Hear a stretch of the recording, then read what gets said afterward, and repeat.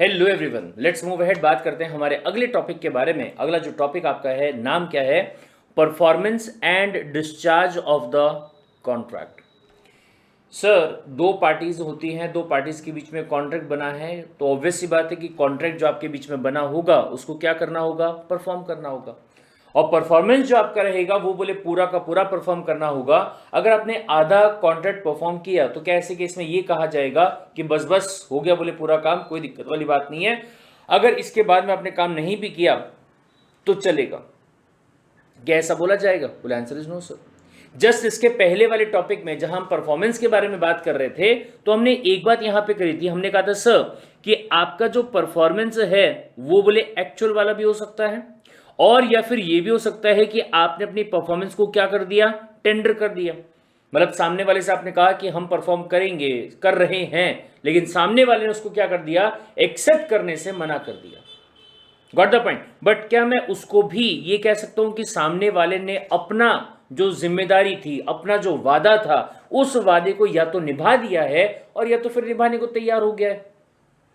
Got the point? आप ही ने उसको क्या नहीं करने दिया? अपने वादे को निभाने नहीं दिया।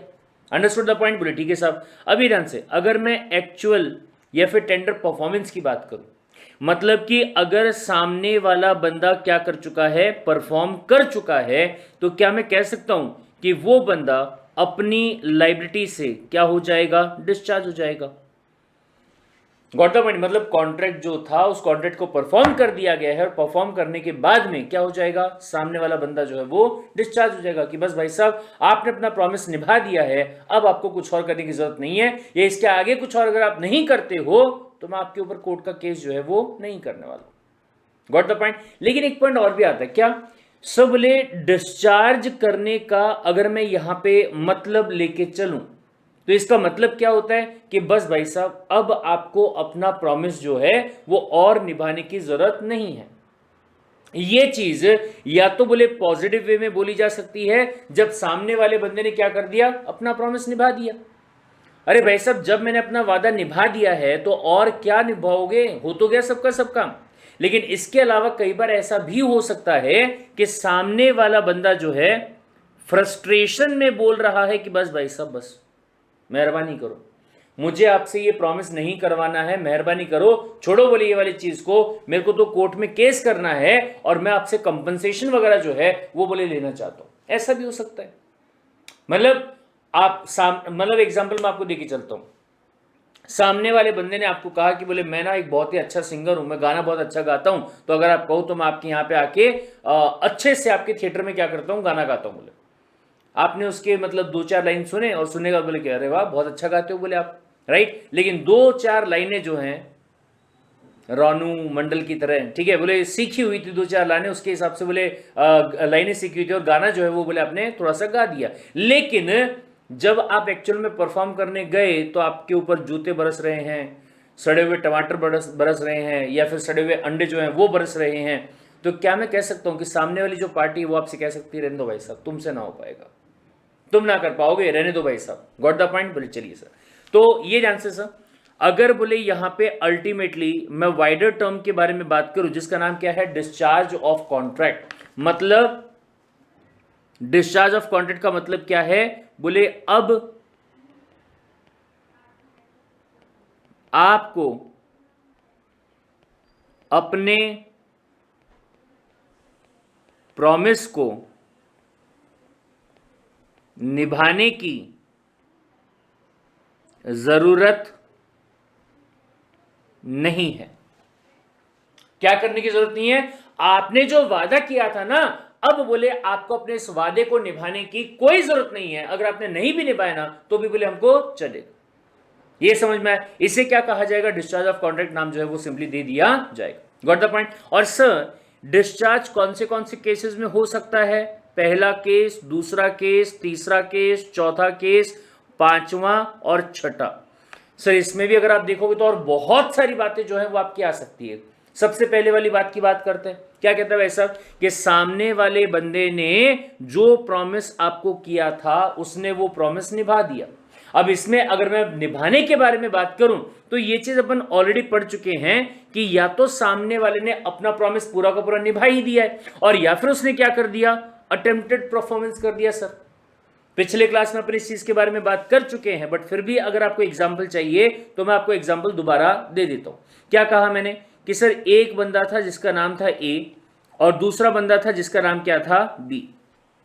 बी ने कहा ए से कि तुम्हारे पास में अगर गेहूं है, अगर बोले तुम्हारे पास में गेहूं है तो तुम बोले मुझे क्या कर दो, 500 केजी गेहूं दे दो, इसके बदले में मैं तुम्हें क्या करूंगा, बोले कुल मिला के 6,000 रुपए जो है वो बोले दूंगा। ये समझ में आया? बोले ठीक है साहब।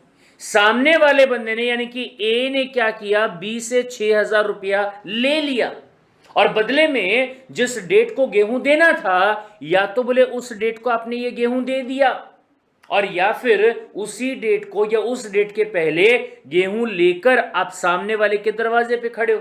लेकिन सामने वाला बंदा कहता है कि नहीं यार, मुझे तो मार्केट से गेहूं जो है सस्ते में मिल रहा है, 5,000 रुपए में 500 केजी गेहूं मिल रहा है, तुम अपने गेहूं को वापस ले जाओ, मेरे को नहीं चाहिए, पैसा दे दो बोले मेरे को मेरा वापस।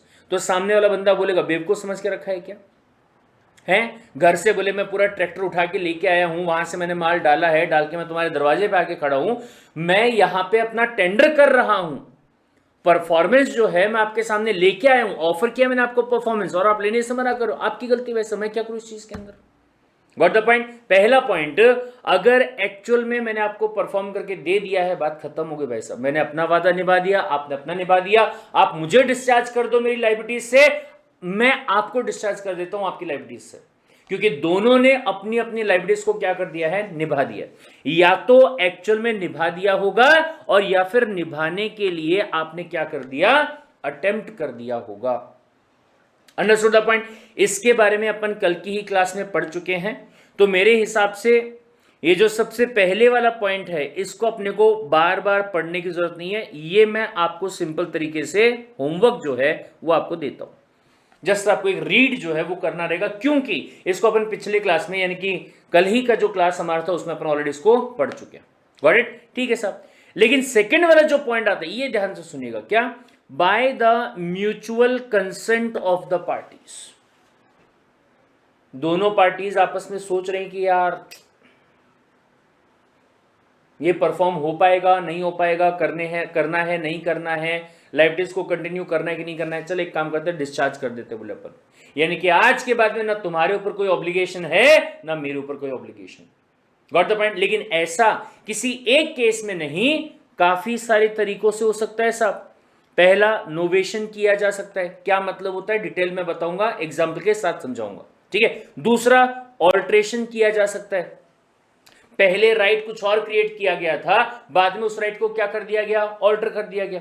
तीसरा, रेसिजन हो सकता है सर, मतलब खत्म कर देना, रेसेंड कर देना, कॉन्ट्रैक्ट को ही रेसेंड कर देना। चौथा, रेमिट कर देना, रेमिजन मतलब काइंड ऑफ ये लगा लो सामने वाले को आपने माफ कर दिया, ठीक है। फिर उसके बाद में वेव ऑफ करना, लगभग वेव ऑफ करना मतलब रिमिशन करना ही बोल सकते हैं, हल्का सा डिफरेंस रहेगा, क्या डिफरेंस होता है उसके बारे में मैं आपको आगे चल के बताऊं। और फिर आता है छठा, कि कोई छोटा राइट आपने क्रिएट किया था सामने वाले बंदे का, लेकिन उस राइट को आपने किसी दूसरे बड़े राइट में मर्ज कर दिया।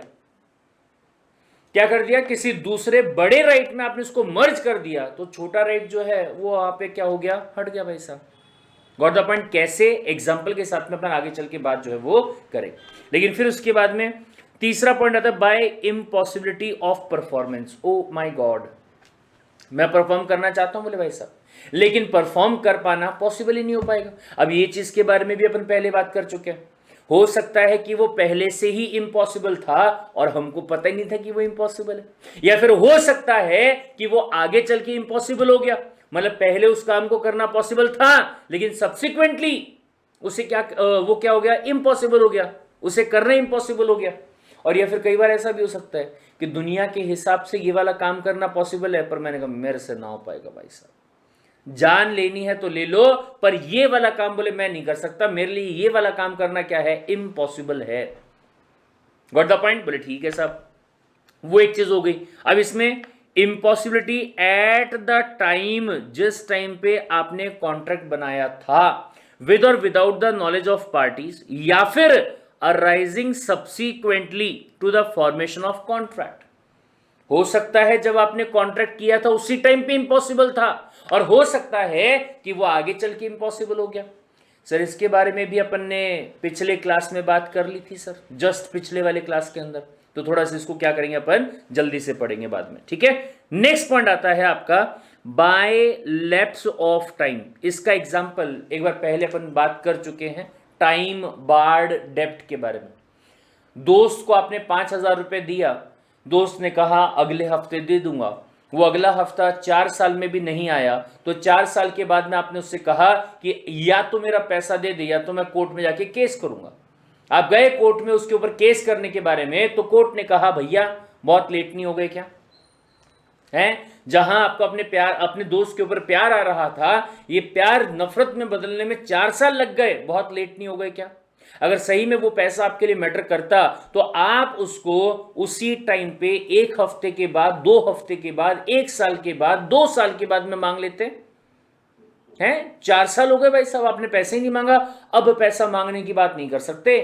द अदर पार्टी, आपका जो फ्रेंड है, he is discharge from the liability. क्यों? क्योंकि टाइम जा चुका है भाई साहब, राइट सर। अलग से एक एक्ट दिया गया है जिसका नाम है लिमिटेशन एक्ट, जो कि 1963 का है। Got the point? तो उसके हिसाब से जो आपके टाइम बार्ड डेप्ट होते हैं, अगर एक टाइम तक आप रिकवर कर पाए तो अच्छी बात है, अगर वो टाइम आपका पास ऑन हो चुका है अब रिकवर नहीं कर सकते भाई साहब, क्योंकि ये टाइम बार्ड डेप्ट हो चुका है। सामने वाली जो पार्टी है वो अपनी लायबिलिटी से क्या हो चुकी है? डिस्चार्ज हो चुकी है। Next point, bye operation of law. O my God, मतलब सर लॉ में दिया गया है कि सामने वाले पार्टी को सो एंड सो केसेस में अब क्या नहीं किया जा सकता? बाध्य नहीं किया जा सकता कि आपको ये निभाना ही पड़ेगा। सामने वाली पार्टी को वहां पे क्या कर दिया गया? काइंड ऑफ डिस्चार्ज वहां पे सिंपली कर दिया गया। Understood the point? बोले ठीक है साहब। Now next point, by merger unauthorized alteration of term. सबसे पहले ये जो पॉइंट है ये अलग है, बाय मर्जर, लेकिन यहां पे जो मर्जर है और यहां पे जो मर्जर है दोनों अलग अलग चीजें हैं, करेंगे अपन इसके बारे में बात। दूसरा, अनऑथराइज्ड ऑल्ट्रेशन ऑफ टर्म, ये एक ही पॉइंट है, ये जो पॉइंट है ये एक ही पॉइंट है, अनऑथराइज्ड ऑल्ट्रेशन ऑफ टर्म। अच्छा जी, आपने अपने हिसाब से ऑल्ट्रेशन कर लिया, दूसरी पार्टी को पता ही नहीं, तो क्या दूसरी पार्टी वो चीज को परफॉर्म करने के लिए बाइंड होगी क्या? ना ना ना ना ना, उतना ही करूंगा जिसके लिए आपने मेरे से फ्री कंसेंट लिया था और मेरी सहमति से वो चीज के लिए अपन ने क्या किया था? एग्री किया था। ये समझ में आया? बोले ठीक है साहब। नेक्स्ट पॉइंट, अगर बंदे की इंसॉल्वेंसी हो जाती है या फिर उसकी डेथ हो जाती है। Next point, rights and liabilities become vested in the same person, मतलब कल तक जो बंदे के ऊपर ऑब्लिगेशन था आज वही बंदा क्या बन गया है? काइंड ऑफ मालिक बन गया। इसका भी ये पूरे टॉपिक, ये वाला जो है ना आपका, ये पूरा का पूरा टॉपिक जो है सदाबहार बेस्ट वाले एग्जांपल्स के साथ में आपके दिमाग में सेट हो जाएंगे, ठीक है। और लास्ट पॉइंट आता है ब्रीच ऑफ कॉन्ट्रैक्ट। सामने वाले ने बोला नहीं करूंगा, क्या कर लेगा बता, मैं परफॉर्म कर ही नहीं रहा, बोले, या तो उसने सीधा आपके मुंह पे बोल दिया कि मैं परफॉर्म नहीं कर रहा, या उसके कंडक्ट से समझ में आ रहा है। ये पूरा नाम है एंटिसिपेटरी। एंटिसिपेशन मतलब पहले से अंदाजा लग गया, उसकी हरकतों से, उसके बात करने के तरीके से, उसके कंडक्ट से पहले से अंदाजा लग गया कि जब परफॉर्मेंस करने का टाइम आएगा ना, ये ना कर पाएगा भाई साहब, इसके बस की बात ना है, ये ना कर पाएगा, बराबर। ये पहले से अंदाजा जो है वो हमको लग गया। चलिए भाई साहब, a contract is set to be discharged. Discharge करने का मतलब क्या होता है? वैसे तो मैंने आपको पहले पूरा हिंदी में लिख के बता दिया, लेकिन क्या कहते हैं ध्यान से, when the obligation created by it come to an end, मतलब कल तक आपका ऑब्लिगेशन था, अब आगे ये ऑब्लिगेशन आपको निभाने की जरूरत नहीं है, या तो मैं आपको पूरा फ्री कर रहा हूं या तो मैं ये कह रहा हूं कोर्ट में चल और मुझे मेरा कंपनसेशन दे दे, ठीक है। नाउ अ कॉन्ट्रैक्ट में बी डिस्चार्ज और terminated by any of the following mode, जिसमें से पहले मोड के बारे में अपन कल ही डिस्कशन कर चुके हैं, दोबारा करने की जरूरत नहीं। लेकिन जो सेकंड वाला मोड आपका यहां पे आ रहा है, दिस इज इंपॉर्टेंट, राइट। इसमें सबसे पहला जो पॉइंट आपका आया वो कौन सा है? By novation. By novation. Sir ये क्या चीज होती है, एक बार देखिए यहां पे ध्यान से, या फिर मैं पहले आपको छोटा सा एग्जांपल जो है वो दे देता हूं, जो कि आगे भी आपको काम आएगा, या आपने पहले भी इसके बारे में पढ़ा हुआ। क्या कहता है भाई साहब? सर बोले एक ना बंदा है मिस्टर ए नाम का, ठीक है। ये बंदा सोचता है कि भाई साहब मेरे को ना एक कंपनी बनानी है,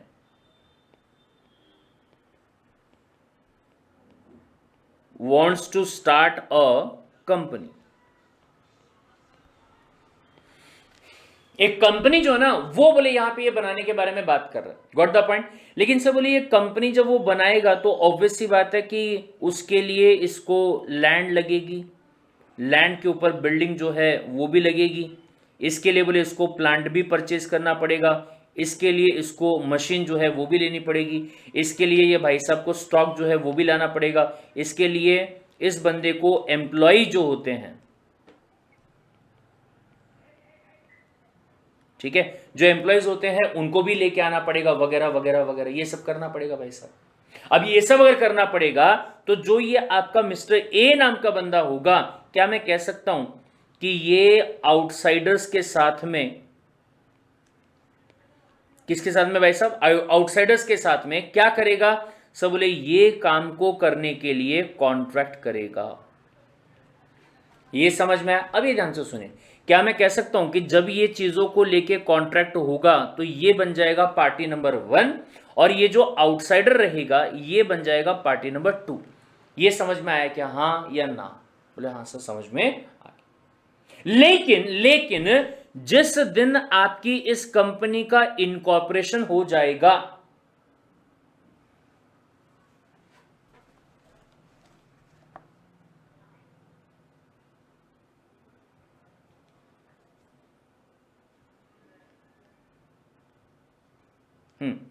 जिस दिन इनका क्या हो जाएगा भाई साहब? बोले इनकॉर्पोरेशन हो जाएगा, जिस दिन इनका इनकॉर्पोरेशन हो जाएगा, शायद आप लोगों ने पहले पढ़ा हुआ ये वाली चीज के बारे में कि कंपनी जो है वो सेपरेट लीगल एंटिटी बन जाएगी।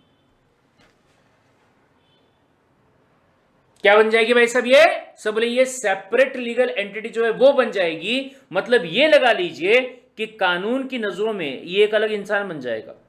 जैसे कि ये पार्टी जो है वो अलग इंसान है, और ये पार्टी जो है वो अलग इंसान है, और ये जो पार्टी है यानी कि कंपनी जो है ये भी क्या बन जाएगी?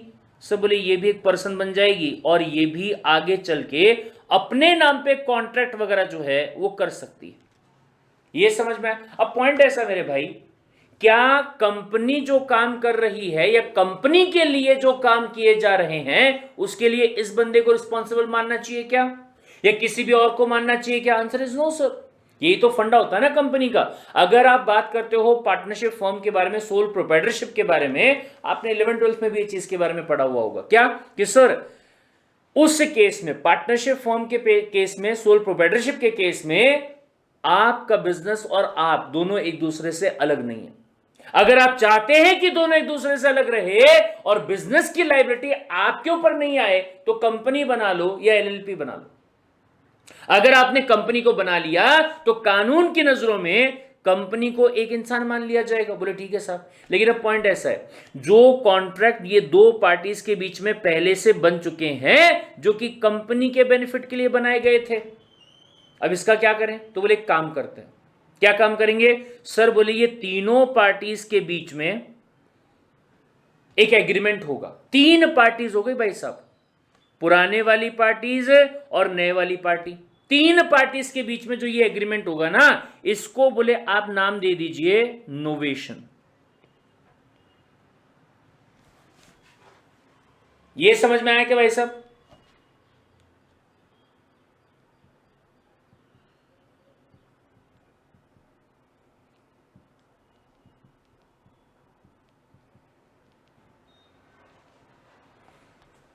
क्या कहेंगे इसको? इसको कहेंगे by novation. Is this point clear? ये समझ में आया? बोले ठीक है सर, ये जो कहानी है वो अपने को समझ में आ गई। एक बार पढ़ते इस चीज को।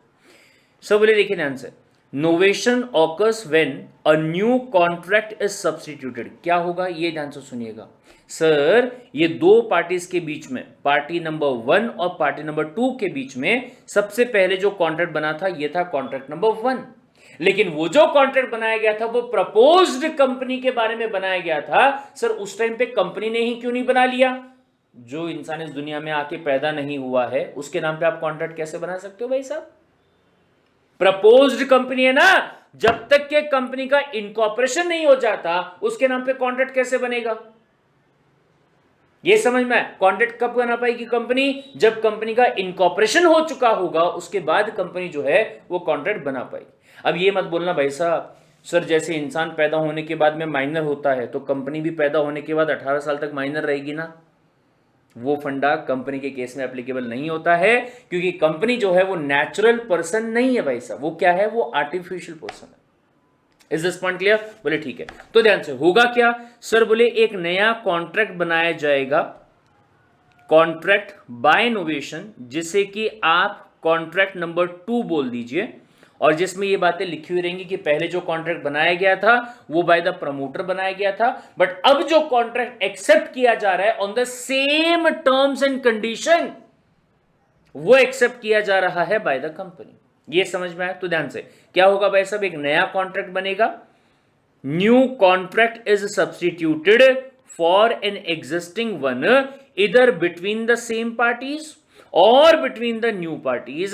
The consideration for the new contract is the discharge of the old contract. यानी कि जो बातें आपके नए कॉन्ट्रैक्ट में डिसाइड हुई है उसकी वजह से क्या हो गया, जो पुराना कॉन्ट्रैक्ट है उससे आप डिस्चार्ज हो चुके हो। ये समझ में? अगर कोई भी काम के लिए पुराने कॉन्ट्रैक्ट को छोड़ के अगर नया कॉन्ट्रैक्ट बन जाता है तो उसे सिंपली आप क्या बोल देंगे? बाय नोवेशन, नया, इनोवेशन, नया। Are you getting the point? नई चीज जब आती है तो उसे आप क्या नाम देते हो? उसे आप नोवेशन का नाम जो है वो दे सकते हो। या फिर अगर आपको ये वाला एग्जांपल समझ में नहीं आया होगा तो मेरे भाई आपको मैं एक और एग्जांपल समझा देता हूं। क्या सर? एक बंदा है, वापस से नाम है मिस्टर ए, और एक और बंदा है जिसका नाम है मिस्टर बी। ठीक है, अब मिस्टर ए जो है उसको ना अपना काम करने के लिए किराए पे एक जगह चाहिए थी। मिस्टर बी के पास में एक पर्टिकुलर प्रॉपर्टी थी, ठीक है, और मान लीजिए कि ये 3 स्टोरी बिल्डिंग थी एक, बेसिकली अगर मैं बात करूं तो, ठीक है। जो नीचे का फ्लोर था वो ऑलरेडी किसी सी को दिया हुआ था, जो ऊपर का फ्लोर था वो किसी डी को दिया हुआ था, और जो एकदम टॉप फ्लोर था वो मिस्टर ए को देने की बातें जो हैं वो चल रही थी। मिस्टर बी ने कहा कि अगर आपको ये फ्लोर किराए पे चाहिए तो आपको महीने का रेंट पे करना पड़ेगा, जो कि रहेगा बोले 11,000 रुपए पर मंथ के हिसाब से।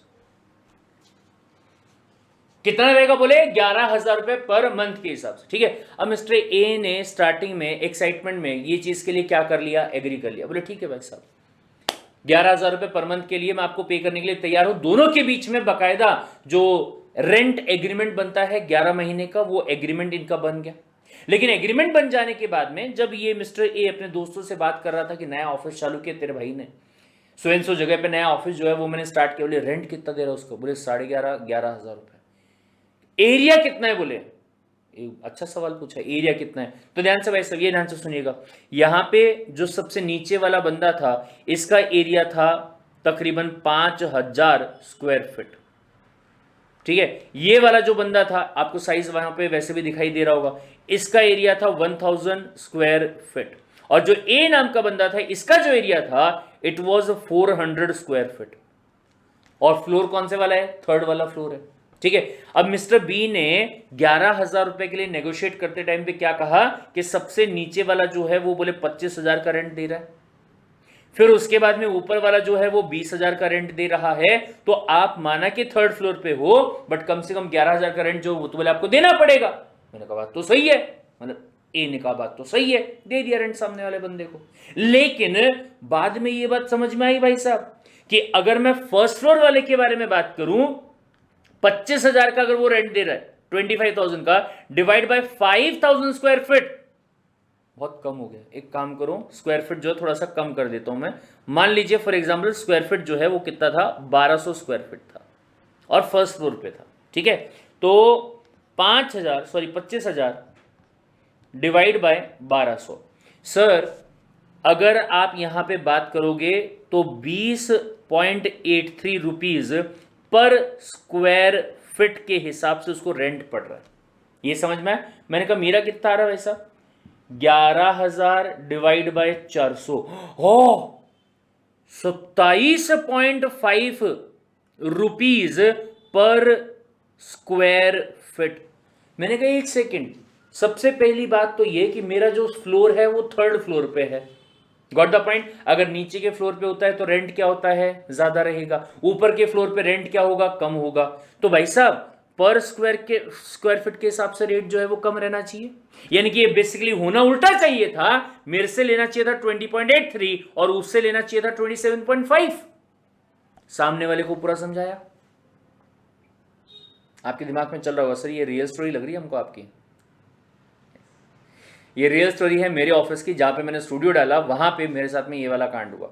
एक्साइटमेंट में मैंने देखा सामने में मस्त एकदम छत वगैरह है, ठीक है, वैसे छत की अपने को कोई ज़रूरत नहीं थी, बट मैंने कहा कभी सैटरडे संडे को बैठेंगे आराम से एम्प्लॉयज़ वगैरह के साथ में डिस्कस करेंगे, वहाँ पे चाय वाय पियेंगे मस्त अच्छे तरीके से, ठीक है। लेकिन बाद में जाके जब 2-4 दोस्तों ने बोला कि भाई 3rd फ्लोर पे है, 2 ही कमरे तेरे पास में है, 450 स्क्वायर फीट की जगह है, वहाँ पे तू इतना रेंट पे कर रहा है, बहुत ज़्यादा रेंट हो गया बोले तेरा।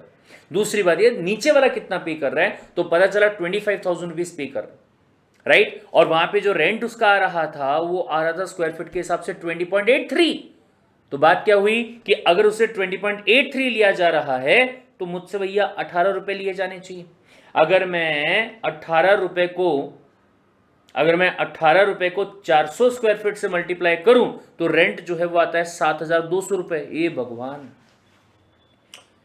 लगभग 4,000 रुपए उसको मैं एक्स्ट्रा पे कर रहा हूं। मैंने उसको समझाया, किसको, मकान मालिक को। मैं कहा चाचा एक बात बताओ, अच्छा चाचा भी बहुत एजेड वाले, 60-70 साल के, मतलब 60 भी नहीं, सॉरी 70-80 साल के चाचा हैं वो। उनको समझाया, मैं कहा अंकल एक बात बताओ यार, ये सही जेन्युइन कैसे हुआ? तो अंकल ने भी देखा, अंकल ने बोला कि अरे हाँ यार बात तो तुम सही बोल रहे हो, ठीक है, ऊपर अगर रहेगा तो आपका रेंट जो है वो कम रहना चाहिए। तो उन्होंने कहा एक काम करते हैं, 7,200 तो बहुत कम हो गया, आप ना 8,000 रुपये पर मंथ के हिसाब से रेंट जो है वो दे दो। मैंने कहा बिल्कुल बढ़िया, कोई दिक्कत वाली बात नहीं है। अच्छा अब ये ध्यान से, हम दोनों के बीच में 11,000 रुपए के हिसाब से ऑलरेडी एक कॉन्ट्रैक्ट बन चुका है। ऑलरेडी दोनों पार्टीज के बीच में, हमारे बीच में कॉन्ट्रैक्ट नंबर 1 जो है वो बन चुका है। लेकिन हमने कहा कि नहीं, इस कॉन्ट्रैक्ट को फाड़ के फेंक देते हैं, वापस से एक नया कॉन्ट्रैक्ट बनाते हैं जो कि रहेगा contract number 2। Understood the point? पहले वाला जो एग्जांपल मैंने आपको दिया, यहां पे नई पार्टी आ गई, पुरानी पार्टी को हटा दिया, नई पार्टी को उसमें क्या कर दिया, ऐड कर दिया। लेकिन अगर मैं दूसरे एग्जांपल के बारे में बात करूं तो पहले भी पार्टी यही थी और नए कॉन्ट्रैक्ट में भी पार्टी क्या है, सेम है। बस क्या हो गया, पुराना कॉन्ट्रैक्ट फाड़ के फेंक दिया और नया कॉन्ट्रैक्ट जो है वो हमने यहां पे बना लिया। वहां पे टर्म हमने चेंज कर दी, जहां 11,000 लिखा हुआ था वहां पे हमने कितना कर दिया भाई साहब, 8,000 रुपए कर दिया पर मंथ के हिसाब से। ये समझ में आया क्या? Is this point clear? बोले ठीक है सर। तो ये कहानी, ये मतलब होता है किस चीज का, बाय नोवेशन का। और सर एक सेकंड, सामने वाला बंदा बोलता है भाई देखो यहाँ पे हमने जो कॉन्ट्रैक्ट नंबर 1 बनाया था, इसको अपन ने पूरा प्रोफेशनल तरीके से बनाया, इसके ऊपर अपन ने नोटरी वगैरह जो है वो पे करी और कुल मिला के 5,400 रुपए का टोटल खर्चा आया, जो कि डिवाइड बाय 2 अगर अपन यहाँ पे कर देते हैं, मेरा मैथ्स कमजोर है लेकिन शायद 2,700 रुपीज यहाँ पे आएगा। 2,700 रुपये तुम्हारे भी लगे, 2,700 रुपये मेरे भी लगे, मानते हो ये बात को? मैं कहा हाँ सर मानते हैं। तो बोले क्यों फालतू में एक और कॉन्ट्रैक्ट बनाना, जहां पैसा बचाने के लिए आप इतनी माथापच्ची कर रहे हो तो और पैसा बचा लेते हैं। यहीं पे जहां बोले 11,000 लिखा हुआ था उसको अपन कट कर देते हैं, कट करके यहां पे अपन 8,000 लिख देते हैं और एक आप अपना साइन कर दो और एक मैं मेरा साइन कर देता हूं। जैसे ये कंफर्म हो जाएगा कि हमने दोनों पार्टीज ने सहमति के साथ में एग्जिस्टिंग कॉन्ट्रैक्ट में ही ऑल्ट्रेशन कर दिया भाई साहब, नया कॉन्ट्रैक्ट नहीं बनाया। एग्जिस्टिंग कॉन्ट्रैक्ट जो हमारे बीच में था ना, उसी में ही हमने क्या कर डाला, ऑल्ट्रेशन कर डाला। ऐसा भी कर सकते हैं।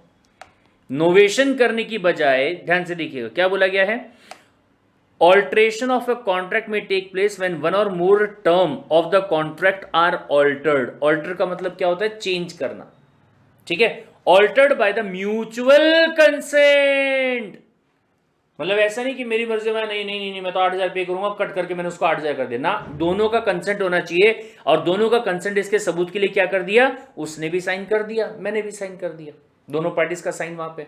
कल को जाके हो सकता है उसने मेरे को बोल दिया हाँ हाँ ठीक है चेंज कर दो, बाद में मेरे पे केस कर दिया, महीने के हिसाब से 3,000 रुपए कम दिए, बोले इस बंदे ने मेरे को कंपनसेशन चाहिए, वो भी इंटरेस्ट के साथ में, ऐसा हो सकता है। इसलिए क्या करूंगा, अगर कॉन्ट्रैक्ट में कहीं पे भी कोई चेंज करवाया तो दोनों पार्टीज का सिग्नेचर होना जरूरी है, जिससे ये कंफर्म हो जाएगा कि दोनों का कंसेंट जो है वो वहां पे था। ये समझ में आया भाई साहब? बोले ठीक है sir. Of all the parties to the contract. फिर इसके बाद में अगला पॉइंट आता है रेसेंड करना। हाँ, मतलब जो कॉन्ट्रैक्ट बनाया था उसको खारिज कर दिया। वापस से सेम एग्जांपल, सर अंकल को पूरी कहानी समझाई, लेकिन अंकल की उम्र है 70-80 साल और बुढ़ापे में थोड़ा सठिया जाता है। अंकल ने बोला भाई साहब देखो, करना है तो करो, नहीं तो निकलो। मैंने कहा अंकल कॉन्ट्रैक्ट को रेसेंड कर दो, माफ करो मैं आपके यहाँ पे रहने वाला नहीं हूँ, 1 महीना मैंने आपके यहाँ पे रहा, ये लीजिए 1 महीने का किराया, मेरा जो डिपॉजिट आपको दिया हुआ था मुझे मेरा डिपॉजिट वापस कर दीजिए, मुझे इस कॉन्ट्रैक्ट को परफॉर्म करना ही नहीं है, मैं आगे चल के आपको रेंट पे करने वाला नहीं हूं, मुझे इसके खारिज करना अभी के अभी। Understood the point? तो ऐसा आप वहां पे बोल सकते हो, उसे क्या बोलेंगे, कॉन्ट्रैक्ट को खत्म कर देना। Rescission of a contract takes place when all or some of the terms of the contract are cancelled. ठीक है, it may occur under any of the following circumstances, by mutual consent हो सकता है, या फिर दूसरा where one party fails in performance of his obligation under the contract, the other party may rescind the contract without prejudice to his right to claim compensation for the breach by the other party. एक और काम भी हो सकता है, क्या, सामने वाले ने कहा मैं 11,000 लूंगा, मैंने कहा मैं 8,000 दूंगा, उसने कहा 11, मैंने कहा 8, 11 8 11 8, ये करते करते करते करते महीना खत्म हो गया। महीना खत्म होने के बाद में मैंने कहा चचा 8,000 लोगे क्या, उसने लेने से मना कर दिया, मैं नहीं ले रहा बोले। मैंने कहा अंकल ले लो प्लीज 8,000, क्योंकि अगर वो 8,000 एक्सेप्ट कर लेगा मतलब क्या हो गया, कॉन्ट्रैक्ट फिक्स हो गया 8,000 रुपए का। उसने लिया नहीं, मैंने 8 के ऊपर दिया नहीं, तो 1 महीने के बाद में उसने बोला सर चूंकि आप रेंट पे नहीं कर रहे हो, मैं आपके ऊपर केसेस नहीं करूंगा, लेकिन ये कॉन्ट्रैक्ट को अपन यहीं पे खारिज करते हैं, ये कॉन्ट्रैक्ट को अपन यहीं पे खारिज करते हैं, आगे से आप कहीं और देख लीजिए, मैं बोले आपको ये प्रॉपर्टी रेंट पे देने वाला नहीं। ये समझा? तो ऐसा भी किया जा सकता है, जहां पे सामने वाले बंदे ने पहला काम क्या बोला मैंने, without prejudice to his right to claim compensation. इसका मतलब क्या हुआ, मतलब उसका जो 1 महीने का किराया है वो किराया मांग सकता है पूरा का पूरा पहले वाले कॉन्ट्रैक्ट के हिसाब से। अगर वो बंदा इसे रेसेंड कर रहा होगा तो मुझे उसे 11,000 रुपए देना भी पड़ेगा, और 11,000 रुपए के ऊपर अगर वो इंटरेस्ट भी क्लेम करता है 1 महीने के लिए तो मुझे वो भी पे करना पड़ेगा। ये समझा? इसलिए क्या बोला, विदाउट प्रिजुडाइज। प्रिजुडाइज का मतलब क्या होता है, अगेंस्ट जाना या किसी का हक मारना, किसी के हक को छीनना, उसे कहते हैं प्रिजुडाइज करना। Got the point? तो बोले ये अधिकार उससे छीना नहीं जा सकता, और सामने वाला बंदा इस कॉन्ट्रैक्ट को क्या कर सकता है, रेसेंड कर सकता है। अंकल का बोलना देख भाई मेरी प्रॉपर्टी में 11,000 रुपए लूंगा, तेरे को लेना है तो ले ले, नहीं लेना मत ले, तेरी मर्जी। Got it? चलिए दूसरा पॉइंट, इन अ वॉइडेबल कॉन्ट्रैक्ट। याद कीजिए वॉइडेबल, जो एग्रीव्ड पार्टी है उसके पास में ऑप्शन है, अगर वो चाहे तो कॉन्ट्रैक्ट को कंटिन्यू करे और चाहे तो यहीं पे क्या कर सकता है, वॉइड कर सकता है, उसके पास ऑप्शन है। ठीक है, तो वॉइडेबल कॉन्ट्रैक्ट में एग्रीव्ड पार्टी रेसेंड कर सकती है कॉन्ट्रैक्ट को, ये अपन ने पहले भी पढ़ा था। Now rescission can be affected by the agreement between the parties at any time before the contract is discharged by performance or in some other way. सामने वाले ने परफॉर्म कर दिया, उसके बाद क्या रेसेंड करोगे, ऑब्लिगेशन जो मेरा था वो मैंने निभा चुका हूं, उसके बाद क्या रेसेंड करोगे आप। ये समझा क्या? बोले ठीक है सर। अगला पॉइंट देखिए, फोर्थ वाला, क्या, रेमिशन करना, या फिर दूसरा एक वर्ड और यहां पे यूज किया जा सकता है, रेमिट करना। सो इसका मतलब क्या होता है, acceptance of the lesser amount. समझा क्या? पहले वाले में क्या बोला, 11,000 के नीचे 1 रुपया नहीं लूंगा, दो तो 11 दो, नहीं तो चलो बोले कॉन्ट्रैक्ट यहीं पे खत्म। इसमें क्या हो रहा है, मैंने उनको दिया 8,000 रुपया, उन्होंने एक्सेप्ट कर लिया। ये समझ में आया? 8,000 रुपए मैंने उनको दिया, उन्होंने क्या कर लिया, उसे इसको एक्सेप्ट। इसका मतलब क्या हुआ, जो कॉन्ट्रैक्ट में 11,000 लिखा हुआ है ना, छोड़ दो बोले वो चीज को। Understood the point? Of the promise made, example acceptance of the lesser sum than what was contracted for in discharge of the whole of the debt. ठीक है। अच्छा, अगला पॉइंट देखो, वो भी इससे रिलेटेड हो गया, क्या? वेविंग करना, पूरा अमाउंट छोड़ दिया वैसा। देयर वॉज अ टाइम, मैंने कहा चाचा कोरोना का टाइम चल रहा है, लॉकडाउन अनाउंस्ड है, 6 महीने हो गए, घर पे बैठा के रखा हो सरकार ने, हैं? बोले मोदी है तो मुमकिन है, मोदी है तो घर पे बैठना भी मुमकिन है। बोले घर पे बैठा के रखा है, बोले 6 महीने हो गए, अब 6 महीने से अगर घर पे बैठे हैं, काम नाम की कोई चीज़ हो नहीं रही है, तो ऐसे केस में रेंट कहाँ से पे करूँगा? अब अंकल माना कि एजेड वाले थे, बुढ़ापे में सठिया भी जाते हैं लोग, लेकिन एक्सपीरियंस वाले भी रहते हैं sir, everything has pros and cons also, ठीक है। तो अंकल ने बोला सही, मैं बोले पूरे के पूरे तरीके से आपसे सहमत हूँ, एकदम सही बात है, मेरा भी बोले बहुत सारा काम जो है वो ठप हो गया, उसके वजह से मुझे भी तकलीफ हुई, तो आपकी तकलीफ को बोले मैं समझ रहा हूँ। तो 6 महीने जो मैं किराया नहीं दे पाया, उन्होंने बोला माफ किया, वेव ऑफ, छोड़ दिया, मत देना। बोले ये जो पैसा गया ना अभी तक का, ये मत देना, आगे का जो पैसा रहेगा बस वो क्या कर देना, पे कर देना, ठीक है। वेवर मीन इंटेंशनल रीलिंक्विशमेंट, मतलब छोड़ देना, रीलिंक्विशमेंट और giving up of a right by a party entitled thereto under a contract so that the other party to the contract is released from his obligation. Example ध्यान रख लीजिएगा वैसा, ठीक है। यहां पे क्या हुआ, बोले कि 11 की जगह पे 8 ले लेंगे, और यहां पे क्या बोला कि 11 की जगह 0, कुछ भी मत दो, बोले कोई बात नहीं, अटक गया, कोई बात नहीं, कोई बात नहीं, हम अटके हुए को वापस से ठीक कर देंगे।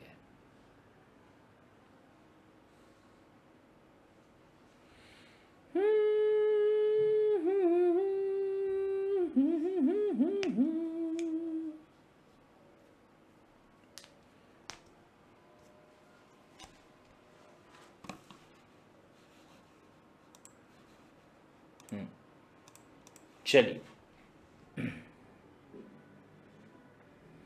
स्लो हुई गवा है थोड़ा सा, बट कोई बात नहीं। फिर उसके बाद में 6 वाले पॉइंट के बारे में बात अगर मैं करूं तो बोले मर्जर। अच्छा, मर्जर का मतलब यहां पे क्या हुआ, ध्यान से सुनिएगा, वापस से सेम एग्जांपल लेके चल रहे अपन रेंट वाला ही। आज मेरे को 4 साल हो गए, मैं 4 साल से यहीं पर ही 11,000 रुपये का रेंट पे कर रहा हूँ, और 11,000 रुपये का रेंट पे, सॉरी 8,000 रुपये का रेंट पे कर रहा हूँ, और 8,000 रुपये के रेंट पे मैं रह रहा हूँ। फिर जो इंक्रीमेंट वगैरह हुआ 8,000 के साथ में, हर साल जो 10% का इंक्रीमेंट होता है वो मैं पे कर रहा हूँ, मैं रह रहा हूँ। आज 4 साल हो गए। 4 साल के बाद में दिमाग में एक सिंपल सी बात आई कि अगर 8,000 रुपये अपन पे कर रहे हैं, मल्टीप्लाई बाय 12, तो 12×8 = 72, 72,000 जो है वो मैंने पहले साल में पे किया। दूसरे वाले साल में 9,000 के हिसाब से 12 महीने, मैथ भाई साहब बहुत कमज़ोर है, माफ़ कर दीजिएगा, शायद 108 आता है क्या, 9 दूनी नहीं, ज़्यादा शो ऑफ नहीं करके, हाँ 108 ही आता है, सॉरी 108, ठीक है। फिर उसके बाद में 10,000 हो गया, 12, इसका तो भैया इतना भी अगर करना पड़े तो फिर क्या मतलब आएगा, 1,20,000। फिर उसके बाद में अगले साल 11 हो गया, 11 इंटू 12, तो ये कितना हो गया, 121 नहीं 131, 11 इंटू 12 132, ठीक है, 132, 132 प्लस 120 प्लस 108 प्लस 72, सर 4,32,000 रुपए जो है मैं 4 साल में क्या कर चुका हूं, रेंट के तौर पे दे चुका हूं, हैं। अब ऑब्वियस सी बात है भाई साहब, अगर आप चार्टर्ड अकाउंटेंट या फिर कंपनी सेक्रेटरी हो तो दिमाग जो है वो आपका इकोनॉमिक्स के हिसाब से भी चलता है। आपने कहा अगर इतना पैसा मैंने ईएमआई के हिसाब से पे किया होता तो ये पैसे से प्रॉपर्टी जो है वो भी मेरी हो जाती, ये समझा। 4 साल के बाद में मैंने अंकल को फ़ोन किया, मैं कहा अंकल सुनिए ना, आपकी जो ये प्रॉपर्टी है जहाँ पे ग्राउंड फ्लोर है, फर्स्ट फ्लोर है, सेकंड फ्लोर है, थर्ड फ्लोर है, तो ये थर्ड फ्लोर जो आपका है, थर्ड फ्लोर जो आपका जहाँ पे मैं रहता हूँ, क्या वो चीज़ को आप बेचना पसंद करोगे क्या, would you like to sell it, क्या आप उस चीज़ को मुझे बेचना पसंद करोगे क्या। अंकल ने बोला कितने रुपए देगा, मैंने कहा अंकल कितने रुपए लोगे।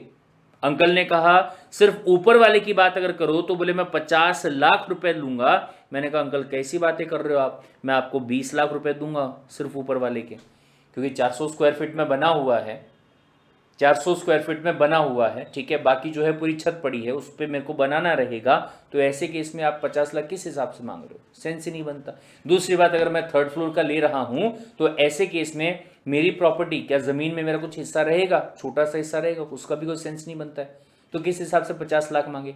तो बहस करते करते करते करते करते करते करते करते फाइनली हम लोग आके टिके 25 लाख रुपए पे। अच्छा ये ध्यान से सुनिएगा सर, हर साल हमारा 11 महीने का 11 मंथ्स का क्या होता है, हमारा कॉन्ट्रैक्ट होता है।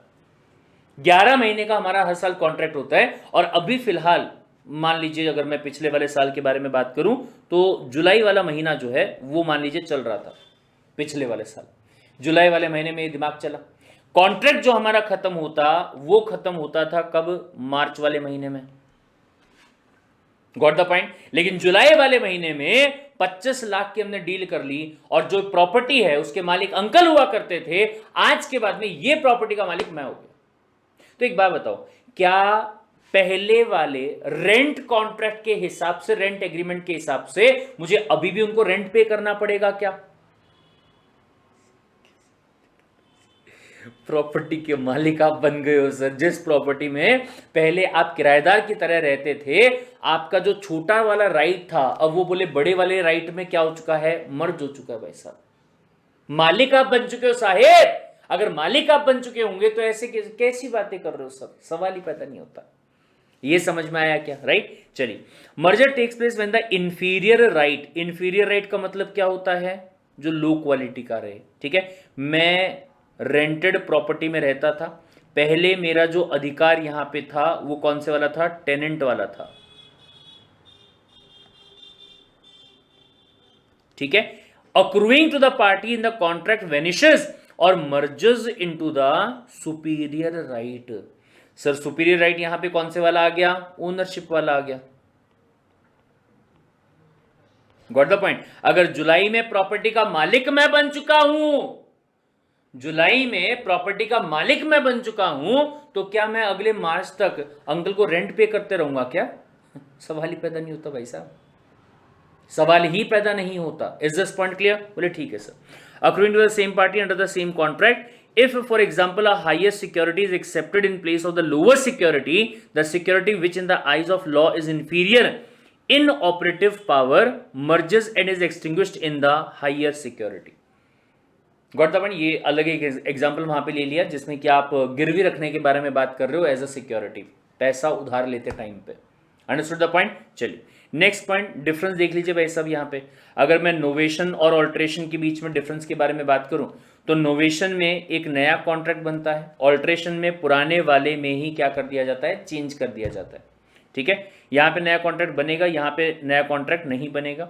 यहाँ पे नई पार्टी आ सकती है लेकिन यहाँ पे पहले वाली ही पार्टी आपकी रहने वाली है, न्यू पार्टीज नहीं आएंगी। Change in the terms and condition, यहाँ पे शायद हो सकता है same to same terms and conditions पे आपने नया कॉन्ट्रैक्ट बना लिया, लेकिन ऑल्ट्रेशन तभी किया जाता है जब कंडीशन में क्या होगा? चेंज होगा। पहले वाले टर्म्स एंड कंडीशंस में क्या होगा? चेंज होगा, तभी ये काम किया जाता है, अदरवाइज नहीं किया जाता, ठीक है। नेक्स्ट पॉइंट यहाँ पे आता है रेसिजन, रेसिंड करना कॉन्ट्रैक्ट को, और ऑल्ट्रेशन करना। रेसिंड करना मतलब खत्म कर देना, कैंसिल करना। या कैंसिल होगा क्या? नहीं साहब, यहाँ पे क्या होगा? चेंज होगा। फिर इसके बाद रेसिजन म्यूचुअल कंसेंट से भी हो सकता है, और सिर्फ एग्रीव्ड पार्टी जो है जिसके साथ में गलत हुआ है वो भी कर सकता है, लेकिन ऑल्ट्रेशन जो होगा वो म्यूचुअल कंसेंट से ही होगा। ऐसा नहीं कि कोई एक पार्टी जो है वो वहां पे क्या कर दे? ऑल्ट्रेशन कर दे। एंड उसके बाद में यहां पे जो कॉन्ट्रैक्ट है कैंसिल हो गया, मतलब कॉन्ट्रैक्ट खत्म होगा भाई साहब। बट यहां पे आपका जो कॉन्ट्रैक्ट है वो अभी भी चल रहा है, मतलब दोनों पार्टीज को अभी भी अपना ऑब्लिगेशन जो है वो निभाना है। पहले टर्म्स एंड कंडीशंस कुछ और हुआ करती थी, लेकिन अब टर्म्स एंड कंडीशंस आपकी जो हैं वो कुछ और हो चुकी हैं। दैट्स इट, इतना ही फर्क है, इसके अलावा और कोई भी फर्क रहने वाला नहीं। ये समझ में आया? बोले ठीक है साहब। चलिए अगला पॉइंट यहां पे आता है बहुत ही सिंपल सा, by impossibility of the performance. ये चीज के बारे में अपन बात कर चुके हैं कहीं ना कहीं, ठीक है। तो इसको आप क्या करेंगे भाई साहब? होमवर्क के तौर पे लेके चलेंगे। ये हो जाएगा आपका होमवर्क के तौर पे, ठीक है, क्योंकि इसके पहले मैं ये आपको पढ़ा चुका हूं। इसमें दो बातें हैं। सबसे पहला, हो सकता है कि जब कॉन्ट्रैक्ट बनाया गया था तभी पता था कि चांद तारे तोड़ के नहीं लाए जा सकते, या शायद 90 को नहीं पता था, उनको नॉलेज नहीं था। नॉलेज हो या नहीं हो फर्क नहीं पड़ता है, अगर वो इम्पॉसिबल था तो आपका जो कॉन्ट्रैक्ट होगा इट इज वॉइड एब इनिशियो, ठीक है। लेकिन अगर वो सब्सीक्वेंटली बाद में जाके वो क्या होता है, अगर बाद में जाके वो आपका इम्पॉसिबल होता है, तो उसके हिसाब से इसको फटाफट अपन क्या करेंगे, एक बार रीड कर लेंगे और चीज को समझ लेंगे। Understood the point guys? I hope कि आज का एग्जाम्पल जो है वो आपके दिमाग में बैठ गया होगा, और जो सबसे पहले वाला पॉइंट आपका था जिसमें सबसे ज्यादा डाउट बच्चों को आते हैं वो आपके दिमाग में क्लियर हो गया हो। रुकते हैं यहाँ पे, मिलते हैं अगले वाले क्लास के अंदर। Till then take care,